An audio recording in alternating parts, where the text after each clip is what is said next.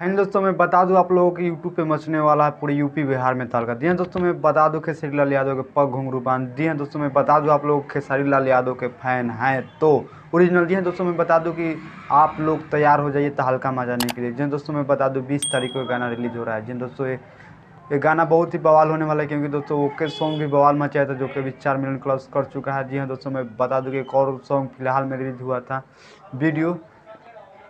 जी हाँ दोस्तों, वो भी मचाया था तहलका।